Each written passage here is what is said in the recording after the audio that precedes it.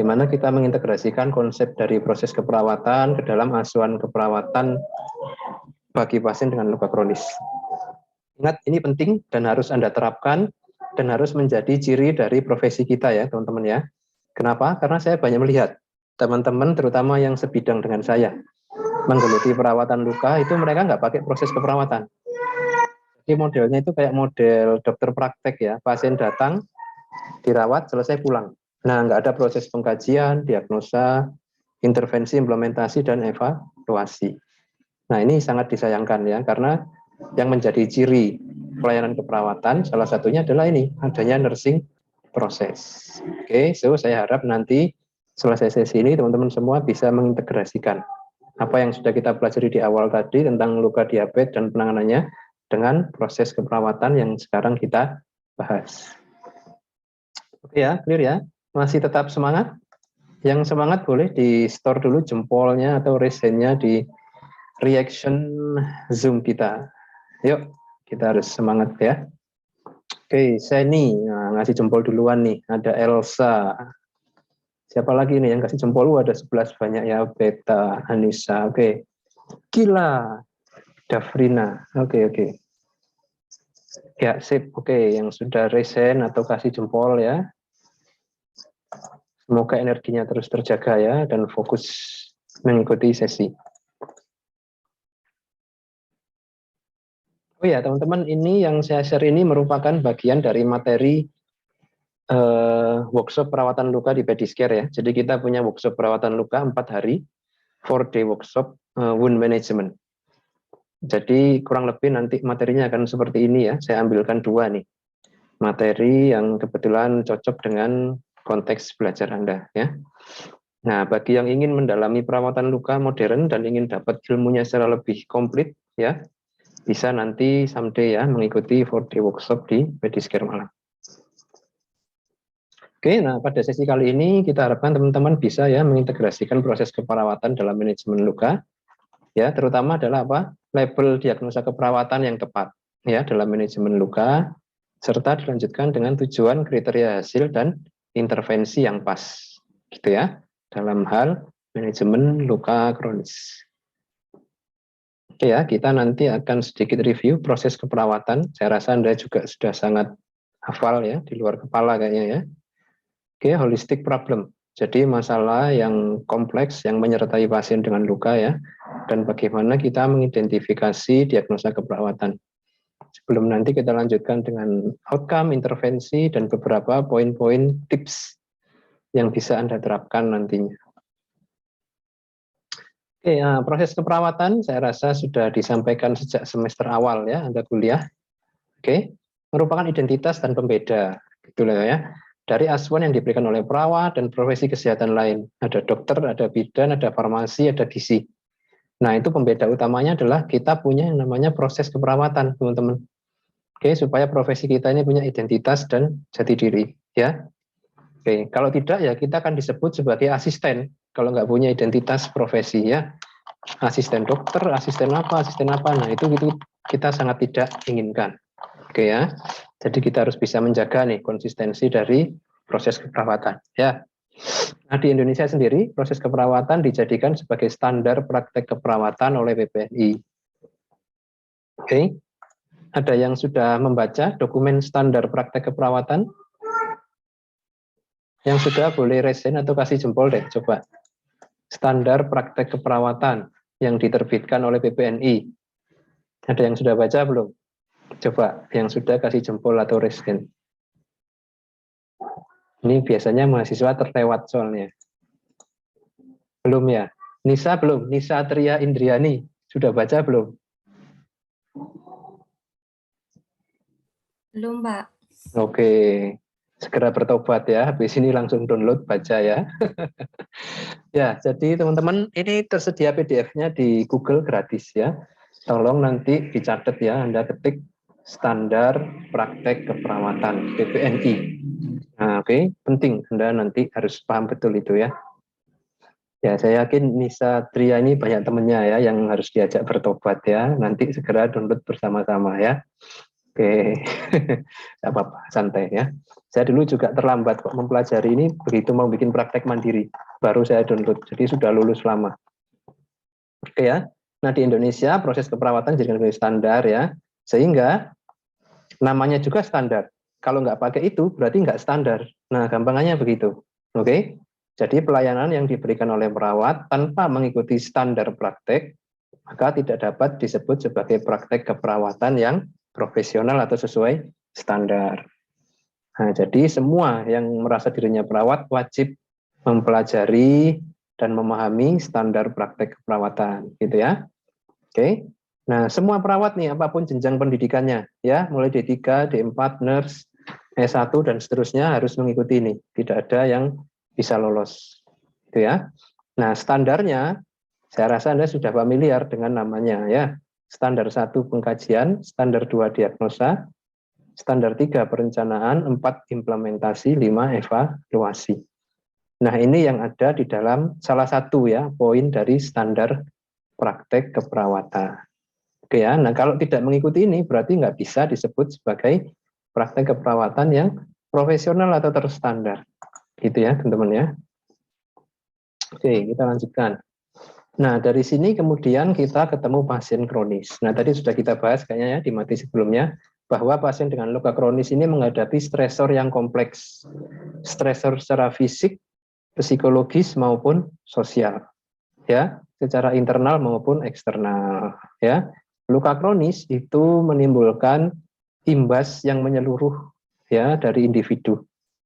Mulai dari ekonomi, jadi nggak bisa kerja ya, harusnya dia itu tulang punggung keluarga malah jadi beban ekonomi keluarga, kan begitu ya, itu kan stres. Oke.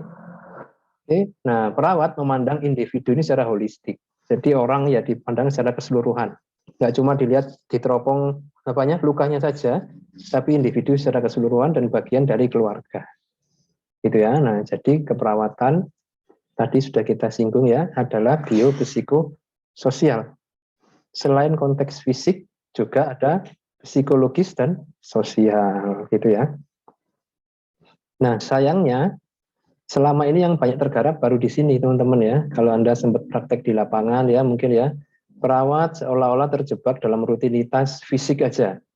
Terapi A, B, C, D, E, prosedur A, B, C, D, E, tapi psikososialnya kayaknya nggak tergarap. Betul nggak? Nah, ini yang kita menjadi PR bersama ya. Oke, Anda sudah praktek ke rumah sakit belum ya? Belum, Pak. Semester 4 ya. Belum, Bapak. Oh iya, semester 4 ini masuk pas pandemi ya, betul ya? Ya, Pak. Oke, berarti Anda kuliahnya online terus selama 2 tahun ini? Iya, Pak. Iya, Bapak. Waduh, ini ya. Harusnya sama saya luring ini ya, tapi di rumah saya juga lagi isoman nih, jadi ya sudah lah ya, enggak apa-apa. Mungkin begini, ada nggak yang dari kalian ya, pengalaman pernah rawat inap di rumah sakit, atau menjaga anggota keluarga yang rawat inap? Ada nggak? Coba deh, bisa open mic.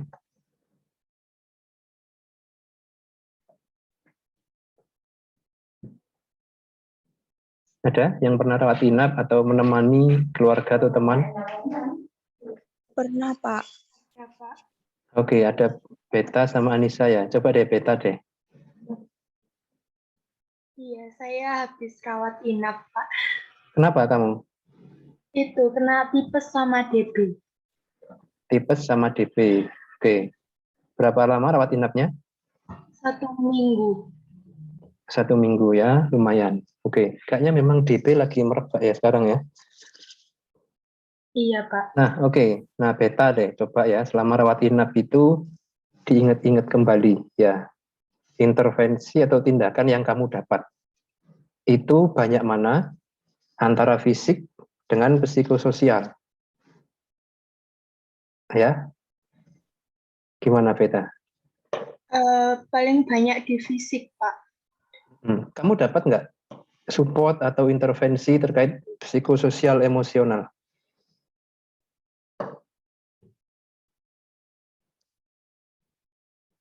Enggak, Pak. Cuma Iya ya, enggak ya. Padahal kamu merasa butuh nggak itu sebenarnya, Beta? butuh, Butuhnya gimana? Kenapa kok kamu merasa butuh? butuh dukungan. Butuh dukungan ya. Iya, Heeh. Pasti kan ketika rawat inap ada rasa cemas, ada rasa takut gitu ya, ada khawatir ya, betul nggak? iya, Nah itu dia. Nah katanya keperawatan itu holistik ya, tapi karena banyak hal, seringkali hal seperti itu terabaikan ya. Satu tadi siapa ya? Satu lagi ya, Anissa ya, betul ya. Iya, Pak. Gimana pengalaman kamu? Kalau saya kurang lebih sama seperti Beta, tapi yang memberikan kayak support dari emosional itu lebih ke dokternya, Pak. Yang sakit siapa waktu itu, Anissa? Kalau yang terakhir saya Kamu sama juga? ya yang sakit saya terakhir. Ya, oke ya. Nah itu ya gambaran ya teman-teman ya dari teman Anda. Bagaimana orang sakit itu sebenarnya juga butuh loh ya, secara psikososial itu dibantu. Nah apalagi kalau Anda ketemu pasien luka kronis ya, yang kakinya busuk, bau. Wah itu stresnya tinggi. Nah makanya Anda harus bisa benar-benar menerapkan ini. Nah menurut kalian nih, saya kembali ke dua yang tadi deh, Beta sama Anissa ya. Kenapa kok kira-kira perawat itu tidak melakukan intervensi psikososial ke pasien? Siapa dulu? Langsung aja deh.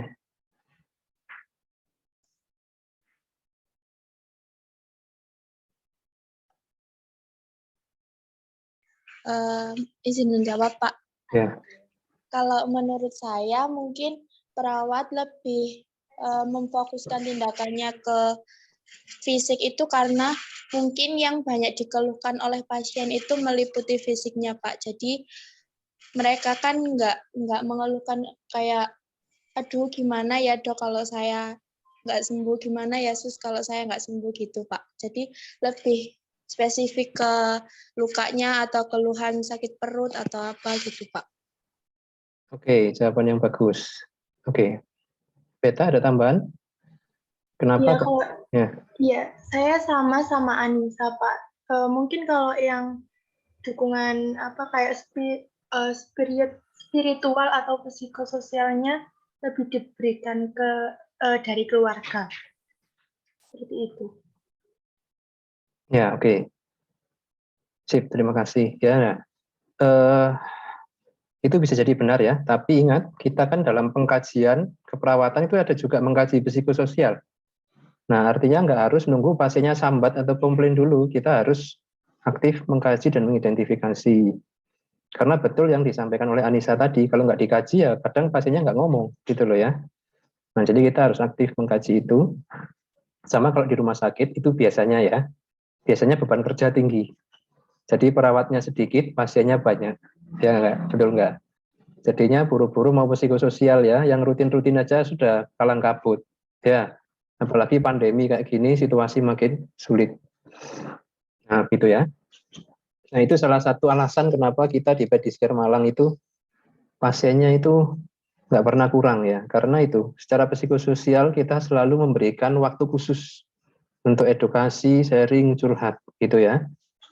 Dan memang menjadi SOP di tempat kita. Dan pasien suka itu dan memang membutuhkan.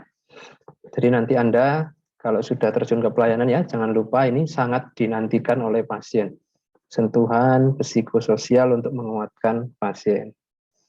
Oke ya, nah selama ini mungkin Anda ada nih yang diantara Anda itu sudah sering jadi tempat curhatnya teman-teman ya, ada masalah gitu suka curhat. Nah itu contoh psikososial ya.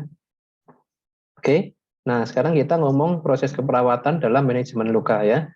Mulai dari pengkajian nih, ingat tadi standarnya ya, pengkajian meliputi pengkajian fokus pada luka dan pengkajian holistik pasien.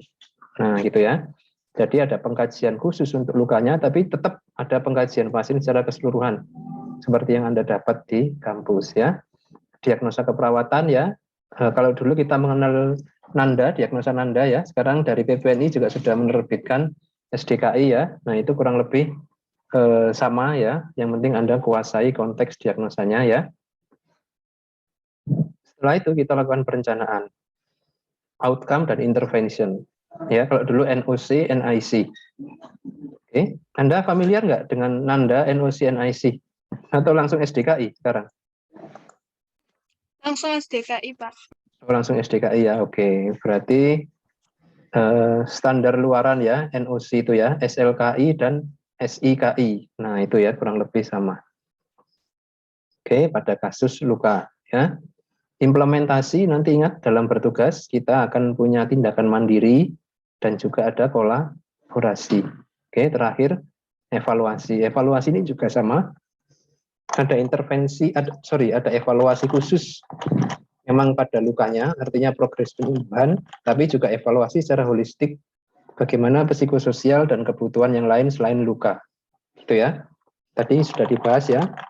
Holistic support tadi ya di manajemen luka, nah itu juga harus kita evaluasi, gitu ya. Oke, kita lanjutkan. Nah, contoh-contoh diagnosa keperawatan pada kasus luka. Oke, ada banyak domain ya, promosi kesehatan, aktivitas, persepsinya, kenyamanan, prinsip hidup dan lain-lain. Nah, contoh di sini ya, ketidakefektifan manajemen kesehatan, ya. Perilaku kesehatan beresiko. Ya, perilaku kesehatan beresiko ya. Resiko disuse syndrome. Ini untuk pasien-pasien yang imobilisasi ya. Resiko apa? Atrofi otot, terus kekakuan sendi dan lain-lain ya, dekubitus juga termasuk ya. Oke, nyeri ya. Untuk kenyamanan ya, nyeri akut, nyeri kronis ini juga sering muncul ya. Dan nah ini saya nggak tahu Anda familiar atau tidak, tapi situasi di luar sana banyak pasien yang mengalami distress spiritual. Oke, distress spiritual itu artinya apa? Proses ibadah terganggu dan keyakinan spiritualnya itu mulai nggak bagus, gitu loh ya, saking stresnya. Ya. Oke, gangguan body image ini sangat sering terjadi ya, terutama orang-orang yang memang aktif bermasyarakat, aktif bekerja dan lain sebagainya. Ketika kakinya itu busuk ya, langsung gangguan body image ya. Nah ini coping inefektif ini juga tidak jarang terjadi ya, orang-orang mengelola stresnya secara tidak produktif, kesulitan untuk mengatasi stres psikisnya, akhirnya coping tidak efektif.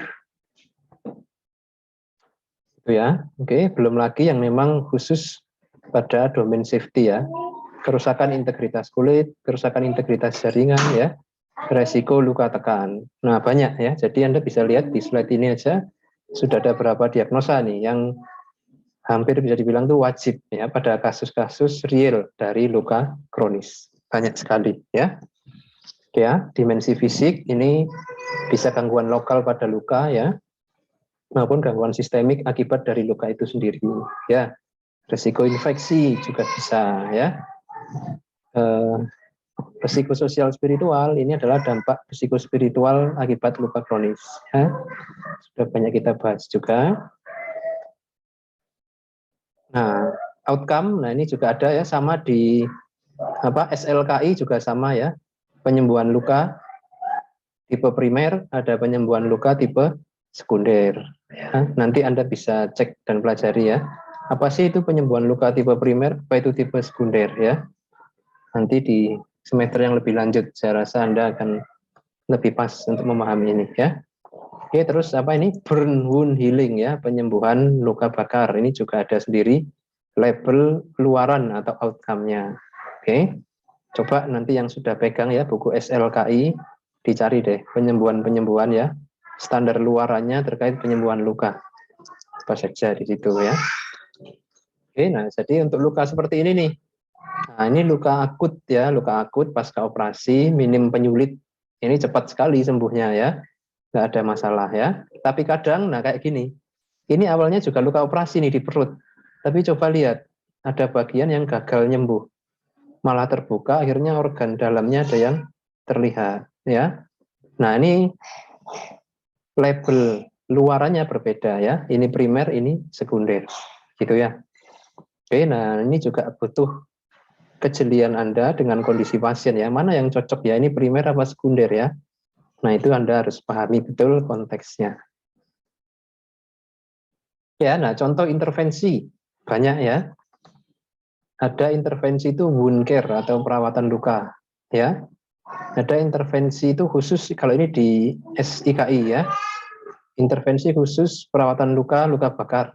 Nah, nanti aktivitasnya apa? Banyak tuh di situ, coba Anda lihat ya.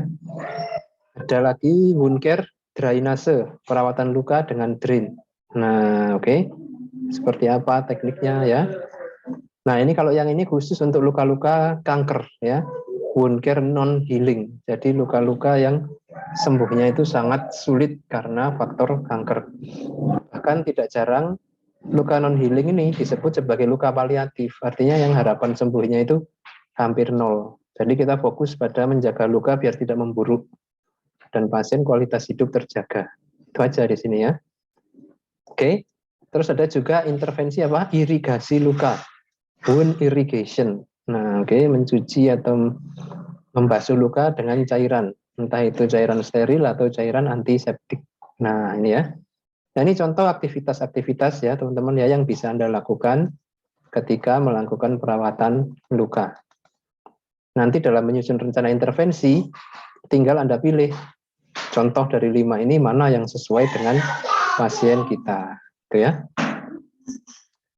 Ya.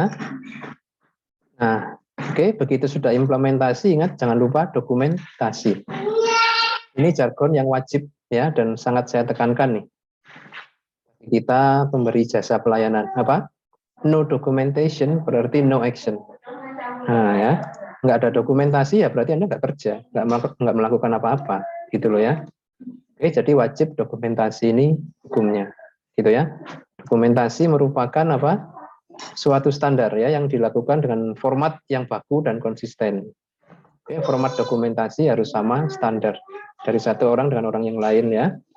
Nah, nanti dari hasil dokumentasi itu dianalisa dan dijadikan dasar pengambilan keputusan dan kesimpulan dari kondisi pasien. Intervensinya sudah pas belum ya?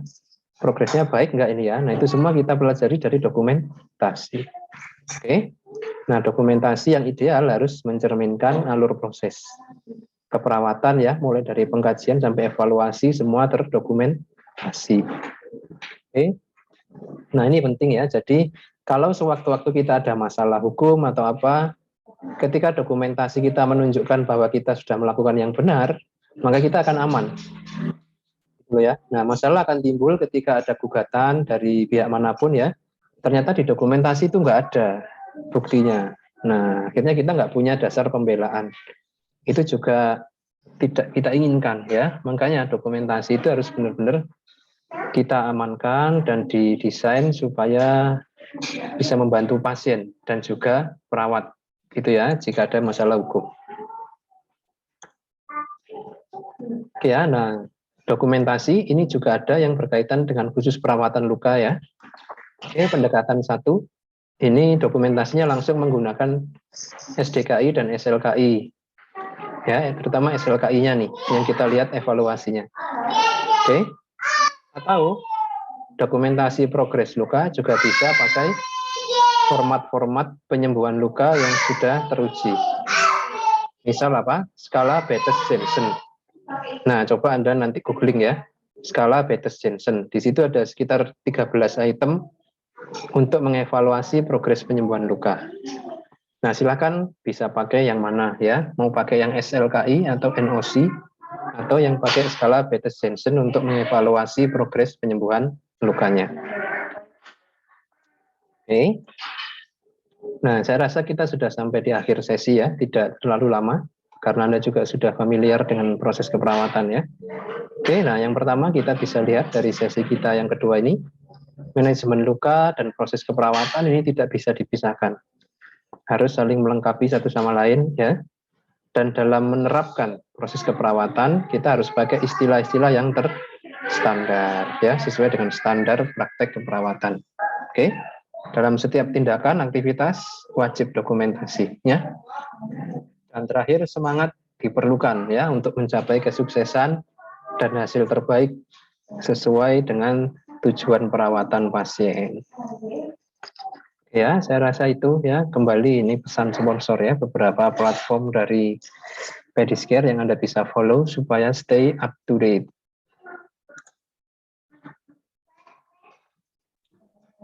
Ya, yuk sekarang kita diskusi dari proses keperawatan, dokumentasi. Kira-kira ada yang kurang jelas dari Anda sekalian?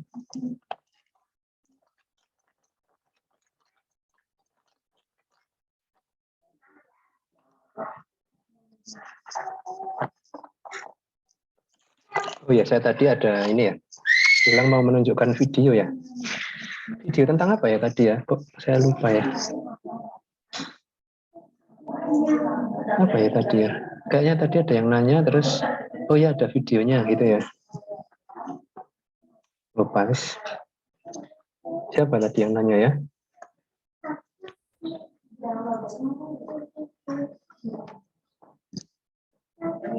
Apa tentang debridement ya tadi ya?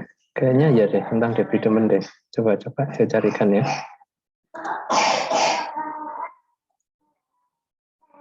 Oke, sambil menunggu saya mencari videonya, silakan kalau ada yang ditanyakan terkait dengan nursing prosesnya.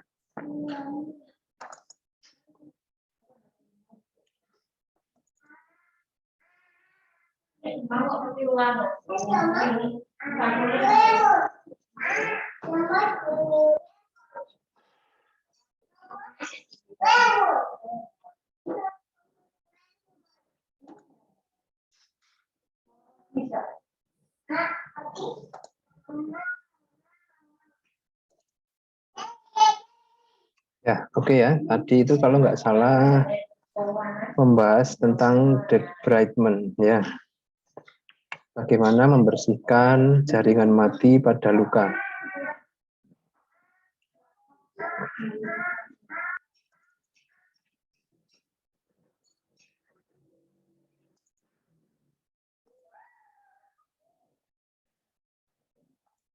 Ya, ini ada kasus.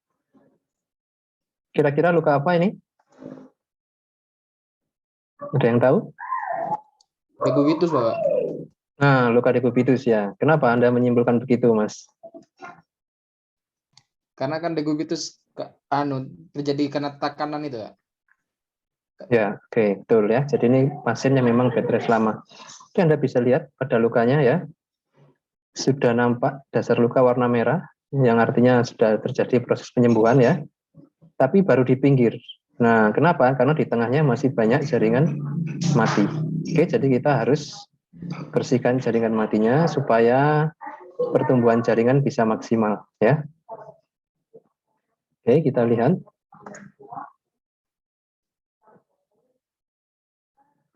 Nah, ini dalam membersihkan ingat harus sangat hati-hati. Perlahan-lahan, tidak boleh buru-buru. Dan harus dihindari melukai jaringan yang sehat, teman-teman ya. Ingat. Jadi melakukan debridement harus fokus pada jaringan yang mati. Jangan sampai guntingnya kita ini nyasar ke jaringan yang sehat. Oke. Anda bisa lihat itu ya, ujungnya bergerak dengan sangat perlahan dari guntingnya. Oke, yang kita gunting ingat hanya jaringan mati, bukan jaringan yang sehat.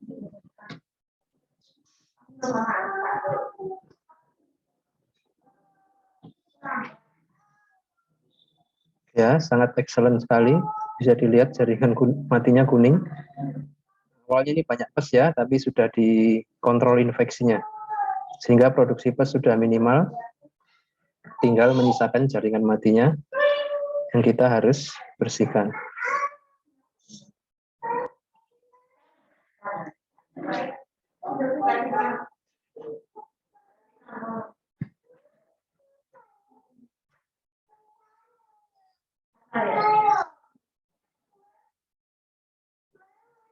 Ini posisi pasien di bawah ya, jadi perawat harus membungkuk dengan luar biasa. Jadi pinggangnya pegel.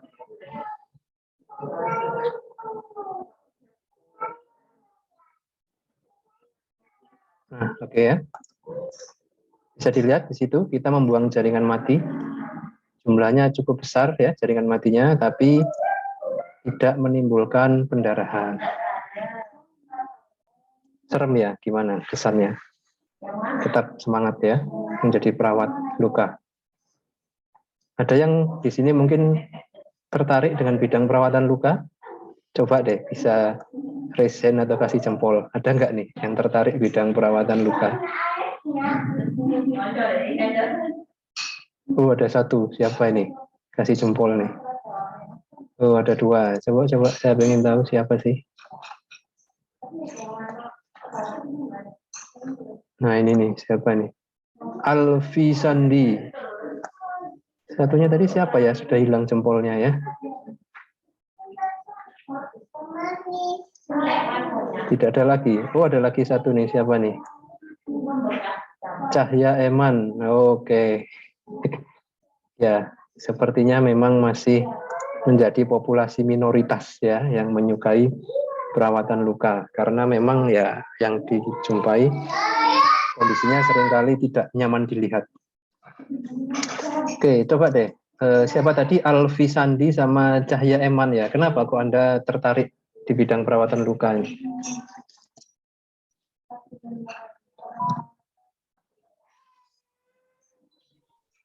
Izin masuk Bapak. Ya. Oke, kalau dari saya sendiri mengapa tertarik dengan bidang tersebut karena menurut saya itu bukan suatu hal yang diketahui oleh banyak orang dan itu menjadi sebuah tantangan untuk saya agar bisa berada di dunia tersebut gitu loh Pak. Kan tidak semua orang suka tentang luka kayak gitu. Jadi saya nantang saya kalau bisa saya bisa mengatasi luka-luka kayak gitu. Kalau menurut saya juga seru gitu loh Pak. Oke, ya terima kasih Alfi Sandi ya. Satu lagi tadi siapa ya? Si Cahya Eman. Izin menjawab, Pak. Ya. Selain seru, saya juga Pak. Kan ayahnya saya itu dulu kan terkena diabetes juga, terus mengalami kayak luka yang bersisik itu, Pak. Oke. Terus saya berpikiran, waktu dulu kan saya belum bisa ngerawat luka ayah saya. Jadi saya mau belajar supaya bisa gitu. Minimal menangani keluarga dulu gitu, Pak.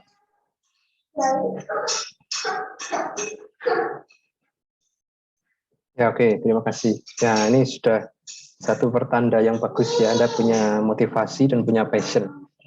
Nah, selebihnya seperti yang saya tampilkan di screenshot Instagram di awal tadi ya, Anda harus benar-benar menekuni bidang itu, mengupayakan yang terbaik ya, supaya nanti ketika tiba waktunya Anda benar-benar siap untuk mewujudkan. Nah, gitu ya, mumpung masih mahasiswa kan tugas Anda nggak banyak-banyak nih, fokus saja belajar dan menguatkan skill dan knowledge-nya, gitu ya.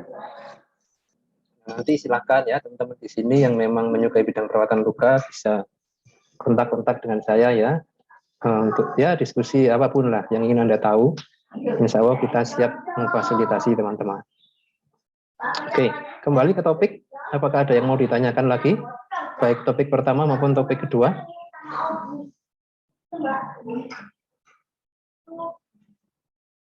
Saya belum melihat ada tanda-tanda pertanyaan. Bisa raise hand atau langsung ketik di chat terkait luka diabetes maupun nursing prosesnya.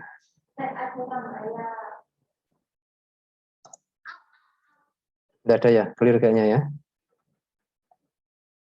Saya lihat masih aman, chat maupun di raise hand. Oke, kalau begitu saya rasa sudah jelas ya, poin-poin yang penting sudah tersampaikan semua. Dan saya terima kasih ya, banyak yang sharing juga tadi dari Anda, itu bagian dari proses pembelajaran yang harus terus dijaga seperti itu. Itu ya. Oke, saya rasa kita bisa akhiri untuk sesi kita dari pagi sampai siang ini. Semoga ada manfaat yang bisa Anda dapatkan ya, dan saya mohon maaf jika ada yang kurang berkenan. Saya akhiri, terima kasih, selamat siang. Assalamualaikum warahmatullahi wabarakatuh. Waalaikumsalam warahmatullahi wabarakatuh. Terima kasih.